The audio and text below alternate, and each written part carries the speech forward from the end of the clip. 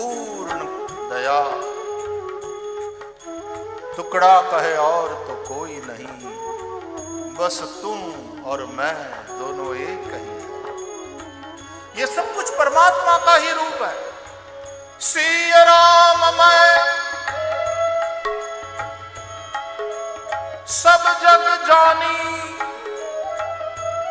करम प्रणाम जोरी जुग पानी।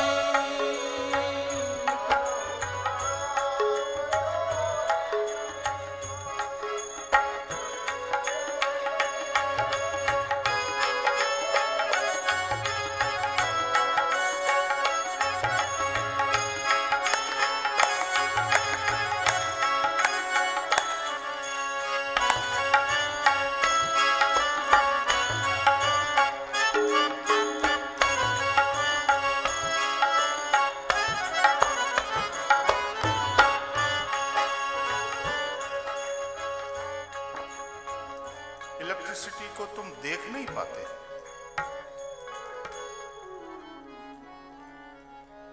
वायर पड़ो है खुलो और पेलो इलेक्ट्रिशियन एम के दूर रहो, द करंट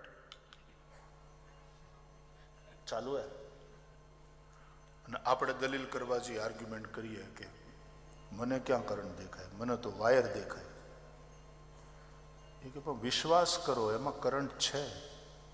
हूँ कहूँ छू इलेक्ट्रिशियन अपने एम के विश्वास करो, तो आपणे विश्वास करवानो होय। हवे एमां विश्वास न तो हूँ केम मानूं, हूँ तो जे एक्सपीरियंस करूँ तेज मानूं। यू नो आप घणा खंभा उलाड़ीने बोले ने आपड़ा अमेरिका में अमारा छोकराओने बधा यूरोप में ये बहु खंभा उलाड़ी लो। यू नो हूँ तो जो तेज मानूं, हूँ एक्सपीरियंस करूँ तो ज मानूं। पेलो इलेक्ट्रिशियन कहे भाई चालू है current, believe me, have faith in me. I can see the wire only, I can not see, I am not seeing the electricity. How would I believe you? कि तो अडी जो, टच करी जो, टच कर्या पछी खबर पड़े છે ધ્રુજવા માંડે ને, કાં તો જાય અને કાં તો યુ આર રાઈટ करंट चालू है। ये इलेक्ट्रिसिटी का अनुभव करने का फुलिश तरीका है। और उसके स्थान पर there is one instrument called tester. आम थोड़ू अडाड़े तो एम लाइट थाय, चालू है, करंट चालू है। अथवा तो आ साउंड सिस्टम वर्क करे छे, चालू है, बिजली दीवा प्रकाश आपे छे, मतलब इलेक्ट्रिसिटी इज देयर। ये बादल बनते हैं, बरसते हैं, ये बीज से पौधा बनता है, फूल खिलते हैं, पेड़ों पर फल लगते हैं। आपणे करवा जाइए, कौन करे छे? केवी रीते थाय छे? छोड़वो मोटो थाय छे, वृक्ष बढ़ता है, पत्ते लगते हैं, फूल खिलते हैं, फल लगते हैं, और उन फलों में, उन पत्तों में हर जगह शक्ति है। फलों में न्यूट्रिशनल वैल्यू है उसकी, तुम्हारा पोषण हो सकता। जैसे मैं खाता हूं, उस एनर्जी को मेरा शरीर शुगर में कन्वर्ट करता है, और वो शुगर मुझे काम करने की ताकत देती है। पूरा एनर्जी का रूप बदलता रहता है और सृष्टि चलती रहती है। तो आना माध्यम थी इलेक्ट्रिसिटी जे अनुभवाय ने, आ ईश्वर, ब्रह्मन ईश्वर, मतलब माया विशिष्ट चैतन्य, તો એના 3 form. Brahma, now this is Brahma the creator, Vishnu the operator, the sustainer, Mahesh the destroyer. Brahma generator, Vishnu operator, Shiva destroyer, G for generator, O for operator, D for destroyer, God, God बन गया. Now look at the atom. परमाणु उससे कुछ छोटा नहीं होता, लेकिन विज्ञान ने परमाणु का भी टुकड़ा करके, मतलब उसमें क्या है देखा कि इसमें इलेक्ट्रॉन है, न्यूट्रॉन है, प्रोटॉन है, और फिर उसके गुण धर्म भी समझ लिए. Proton is positive, neutron is neutral, electron is negative. ये विज्ञान की भाषा. और पुराणों की भाषा क्या है? ब्रह्मा विष्णु महेश. सांख्य शास्त्र की भाषा क्या है? प्रकृति, रजस, रजोगुण, सतोगुण, तमोगुण. तो रजोगुणના અધિષ્ઠાતા દેવ એ બ્રહ્મા, રજોગુણ ઇઝ પોઝિટિવ. સત્વગુણ એના અધિષ્ઠાતા દેવ Vishnu is neutral, neutron. Electron તમોગુણ નેગેટિવ, ડિસ્ટ્રોયર એના અધિષ્ઠાતા દેવ મહેશ. તો બ્રહ્મા વિષ્ણુ મહેશ. આને કહેવાય ઈશ્વર. બરાબર ધ્યાનથી સાંભળો, હિન્દુ ફિલોસોફી શું છે? તો બ્રહ્મ ઈશ્વર, અને એ ઈશ્વર વિષ્ણુના કેટલા હાથ ભાઈ? 4. તમે કોઈ 4 હાથવાળો માણસ જોયો કે?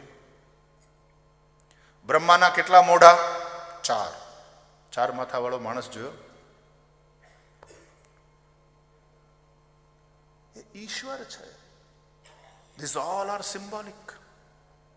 અને એ જ ઈશ્વર પાછો ઓર પોતાની જાતને મેનિફેસ્ટ કરે, અવતરિત થાય, એટલે એને કહેવાય ભગવાન.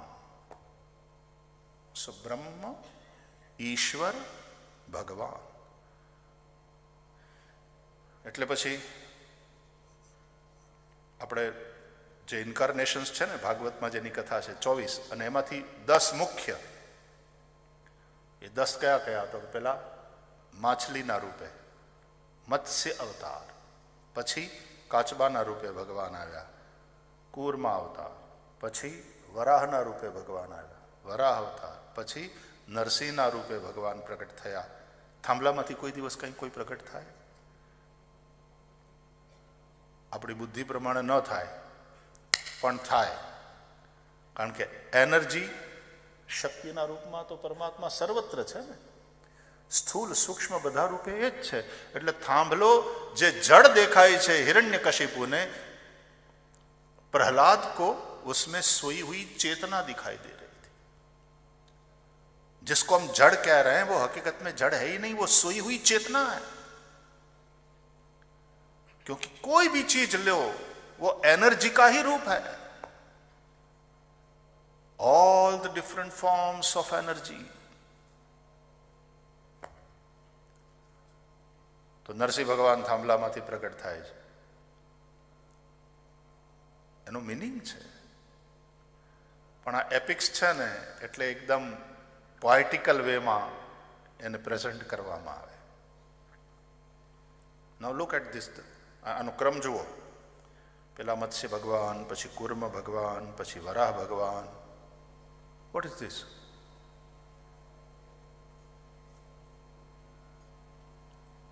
It is evolution of the life. जीवन सबसे पहले कहां शुरू हुआ? बोले पानी में, जल में.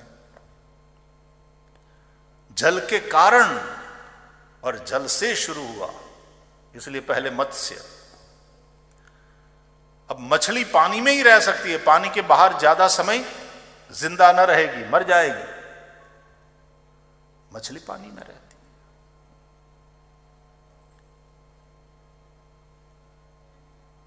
फिर कूर्म कछुआ, पानी में भी रह सकता है, पानी के बाहर भी रह सकता है, right. Struggle for the life and survival of the fittest. सिद्धांत के अनुसार जीवन का विकास हुआ, इवोल्यूशन। डार्विनની જે થિયરી હતી ને, થિયરી ઓફ ઇવોલ્યુશન, એ સમયમાં તો ડાર્વિનની સામે એટલો બધો વિદ્રોહ થયો હતો. અને મજાની વાત એ છે કે Darwin's father wanted Darwin to become a father in some church.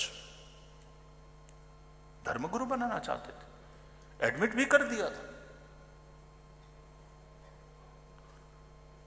लेकिन उसमें फिर अचानक एक शिप जा रहा था तो उसमें जाने का अवसर मिल गया और सृष्टि के अभ्यास में लग गया और इतने समय तक सृष्टि को ध्यान से देखा, ऑब्जर्व किया और स्टडी करते करते करते डार्विन ने थियरी ऑफ इवोल्यूशन बताया. और इतना ज्यादा विरोध हुआ डार्विन का उस समय. The captain of that particular ship जिसमें डार्विन ने यात्रा की थी, वो कैप्टन खुद इतना डार्विन का विरोधी हो गया था. वहां फ्रेंड था. When they were sailing तो फ्रेंड बन गए थे, लेकिन उतरने के बाद जब इसने अपना सिद्धांत, अपनी थियरी प्रकट करी और वो मीडिया में सब जगह फैली, तो वही कैप्टन मारने मरने पे आ गया. क्योंकि बाइबल जो कहता है उससे अलग बात इसने कही. આપણા ધર્મ ગ્રંથો પણ વાત તો એમ કરે કે મનુષ્ય ક્યાંથી થયો? बोले ब्रह्मा जी शरीरना बे भाग थया. ठीक है, भागवत में ये कथा है.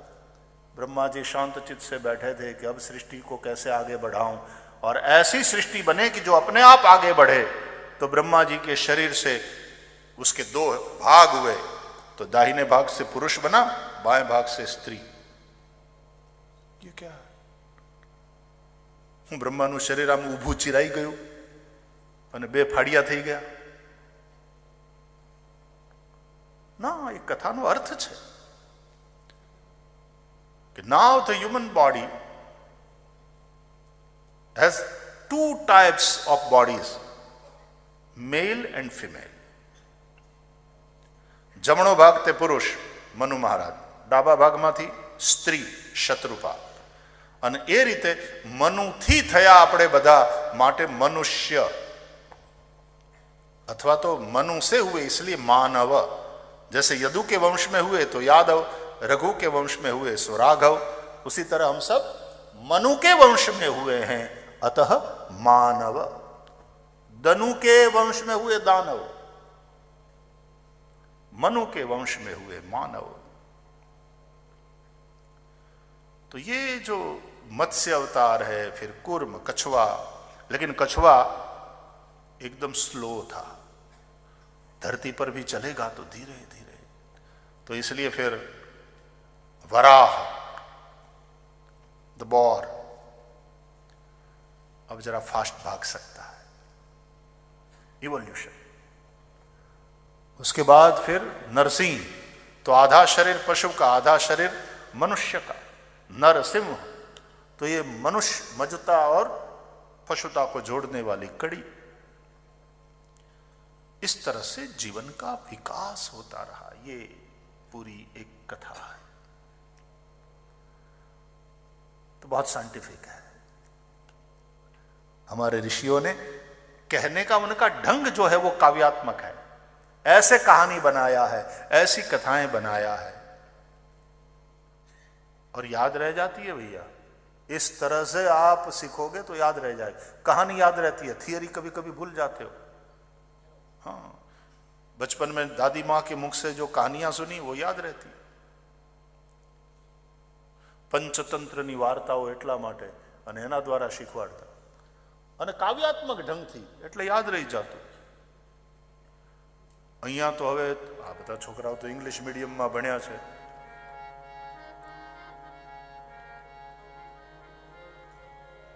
શરૂઆતમાં ગુજરાતી સ્કૂલો અહીંયા હતી ને, અત્યારે છે ગુજરાતી સ્કૂલ? હવે નથી. શરૂઆતમાં હતી ને ઓમાનમાં ગુજરાતી સ્કૂલ. તમે ગુજરાતી મીડિયમમાં ભણ્યા? એ સ્કૂલમાં ભણ્યા? હા, ચાલો આપણે પાછા અશ્વિનભાઈ ઈ સ્કૂલને યાદ કરીએ, ગુજરાતી સ્કૂલને. ઓકે, અને કક્કા બારાખડીથી જ ચાલુ કરીએ.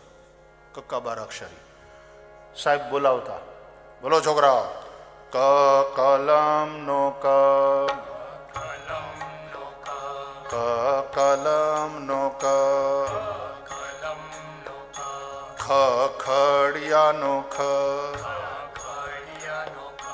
ગ ગણપતિનો ગ, ઘ ઘડિયાળનો ઘ, ચ ચકલીનો ચ. રિધમ ચાલુ રાખો. આ જ રિધમમાં સ્કૂલ ચાલે. कक्का सीख लीधा. जो क कलम सीखने गए तो पहले कलम हाथ में उठाओगे, इसलिए क से शुरुआत. પણ જૂના જમાનામાં કલમ હોય ને, ખડિયામાં સ્યાહી રહેતી, એમાં બોળવી પડતી કલમ. એટલે પછી ક પછી ખ આવે. ખ ખડિયાનું ખ, ખ ખડિયાનું ખ. કલમને ખડિયાની સ્યાહીમાં બોળી હવે લખવા માટે તૈયાર. તો પહેલા વહેલા શું લખવાનું? ગ ગણપતિનો ગ. શીખવાના શ્રી ગણેશ. વિદ્યારંભે વિવાહે ચ પ્રવેશે નિર્ગમે તથા સંગ્રામે સંકટે ચૈવ વિઘ્નસ્તસ્ય ન જાયતે. ગ ગણપતિનો ગ.